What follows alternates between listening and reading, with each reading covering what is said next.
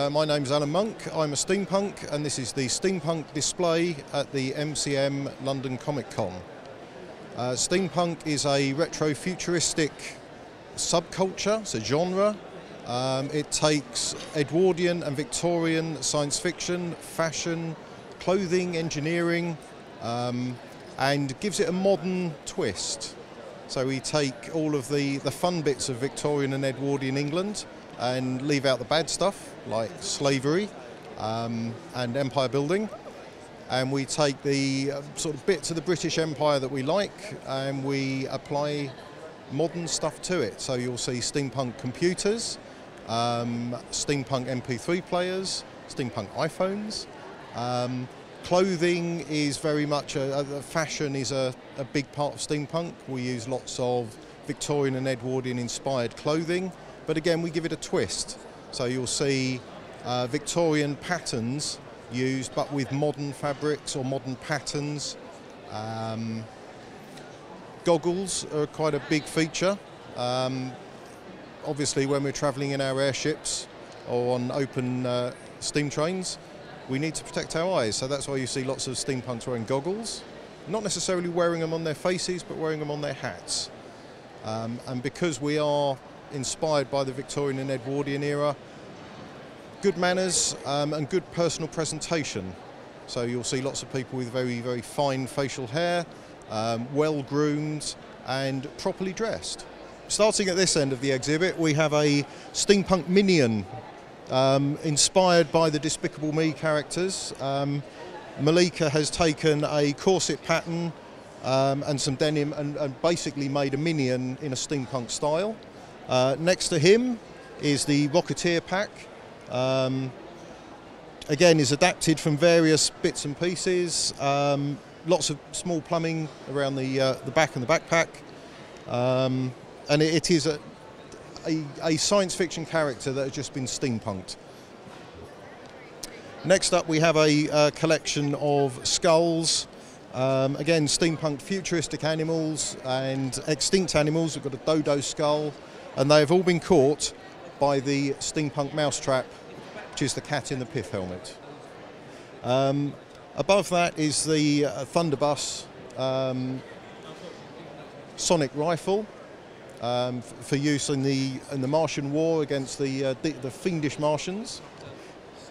Moving on from there, we've got the stereophonic etheric resonator, which is a musical device. Selection of handguns and rifles. We have the gravity glider, which is a model of a steampunk hang glider used by assassins and other military men. Moving on from there, we have a couple of models of Martian exploration. We have a rocket globe, which would take explorations up to Mars, and then having got to Mars, we find that the Martians aren't hugely friendly. So, adapting some equipment that they left behind after the War of the Worlds, Her Majesty's glorious government have produced their own version of the Martian war machines, which we are sending to Mars armed with our troops. There is an example of Martian red weed. This is the only surviving example of Martian red weed left, which was left after the Martians tried to attack Surrey, and obviously the good people of Surrey fought back. Two outfits. We have a Victorian-inspired white gown and a blue apron inspired by the TARDIS. Carrying on from there, we have a selection of steampunk baking items. We have some extremely nice cookie cutters for making steampunk style cookies and biscuits. Some knitted cookies and biscuits for the fake tea party.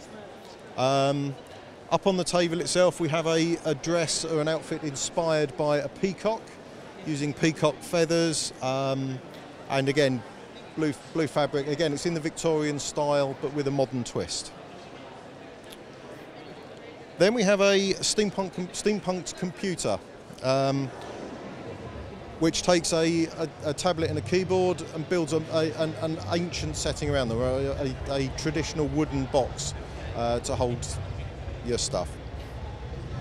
For the steampunk angler, we have the portable fishing rod, which is, sits in a walking stick, selection of flies, and of course the end result is the fish that's been caught. And last but not least, is something very, very strange, a futuristic and rather scary steampunk sea monster.